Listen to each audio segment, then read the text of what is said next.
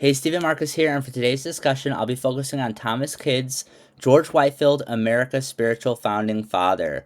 I'll be focusing on chapters 5 through 7 with an overall analysis. I understand we're only supposed to do one chapter specifically and research that chapter, but I want to use these chapters combined to give you an overall picture of how he united the colonies spiritually before they were even politically united, before the Revolution.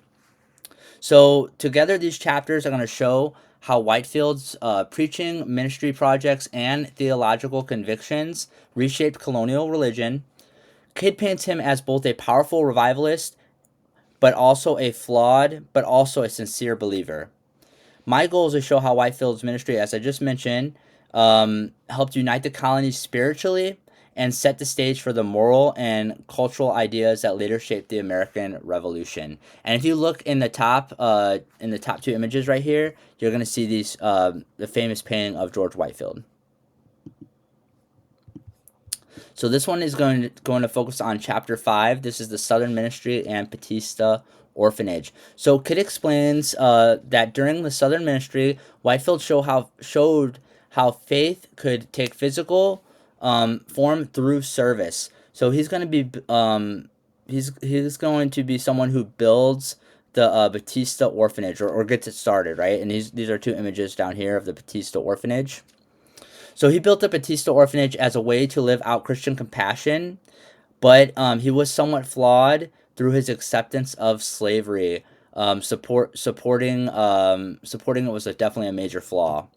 I appreciate that Kidd doesn't shy away when he mentions this about Whitefield in his book.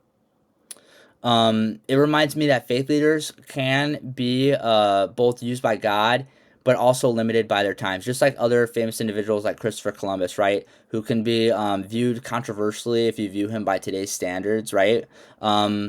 It's a big debate, of course, right? So even with his failures, Whitefield's orphanage symbolized a new evangelical sorry, I messed up that word, evangelical idea that faith should lead to action. All right, so Whitefield's Southern Tour, 1740s, founded the Bethesda Orphanage in Georgia, combined evangelism with humanitarian work, faced moral tension over slavery and funding. So this one's going to be looking at Chapter 6, Revival in New England. So when Whitefield reached New England, his preaching sparked revival like wildfire. Kidd described people weeping, praying, and confessing as they experienced conviction. Harry Stout calls Whitefield a divine dramatist. Because of how emotionally he connected with people, his message was simple. Each person must experience new life in Christ. That message crossed denominational lines and brought the colonies together in a shared spiritual identity. I think that revival spirit gave the colonies kind of like a taste of unity long before they sought it out politically, especially when it mentions how it crossed denominational lines, of course. All right. So revival in New England preached to massive crowds in Boston and New England, emphasized personal salvation and the new birth, encouraged emotional, heartfelt faith, unified colonists through shared spiritual experience. All right, so this one is going to focus on the power of the print and public opinion. And if you look in these images right here, you have an old printing press.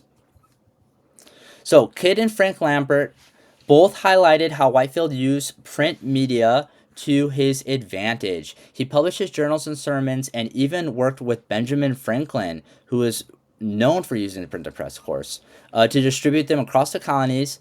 They made his message available far beyond where he could travel. So this was definitely big, right?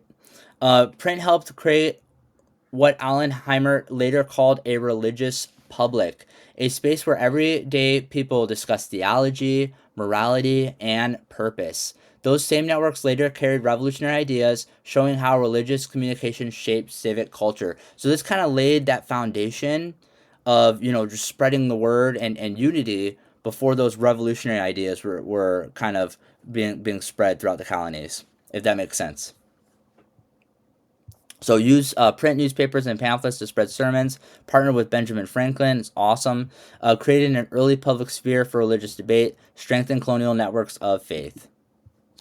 So the Calvinist controversy. This one's going to be focusing on chapter 7. So chapter 7 explores the tension between Whitefield and John Wesley. You can see them down here. Whitefield and John Wesley. Kidd shows that their theological dispute over predestination divided revival leaders and confused followers. Whitefield was often accused of going too far emotionally in his preaching. As I already mentioned before, people said he was a dramatist, right? Very dramatic when he spoke. But Kidd also notes that he sought unity and forgiveness, writing openly about his faults. I see this as an example of how strong convictions can lead to both conflict and growth. Even through division, Whitefield modeled humility and dependence on grace.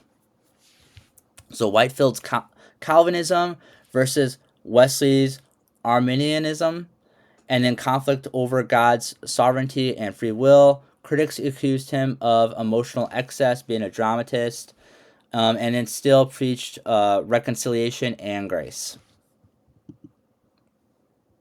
So faith and the roots of liberty. So scholars like James Byrd and Alan Heimert argue that revival preaching helped prepare the colonies for revolution. When Whitefield told listeners to seek truth and truth conscious over authority, he was teaching principles that also applied to political life. Sermons during the revolution used the same language of calling, duty, and providence that Whitefield popularized. As Proverbs 16:9 states, in their hearts humans plan their course, but the Lord establishes their steps. God used Whitefield's message of spiritual freedom to set that stage for political liberty. And that's why I put these two images on here that kind of pertain to what's being presented, obviously, of that, laying foundation for liberty. So revivalism promoted individual conscience, encouraged people to question authority, linked spiritual freedom to moral responsibility, shaped early American views on liberty. And then so my reflection on this is what stood out the most is that revival doesn't just change hearts, it changes history. Kidd presents Whitefield as both inspired and imperfect, which makes him real, right? Because he's not perfect. His work shows that spiritual convictions can lead to cultural transformation.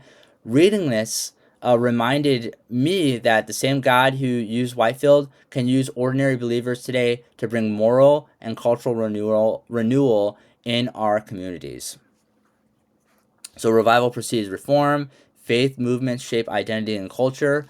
Whitefield's humanity makes his legacy relatable. And then Whitefield's spiritual conviction still transforms society.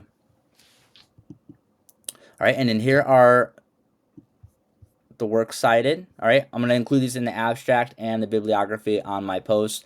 One thing that I forgot to include in here is going to be the Bible, of course, when I quoted Proverbs 16:9. All right, so I'll add that as well into the abstract. Anyways, thank you so much for watching my video presentation, and I hope you all have a great semester. Thank you.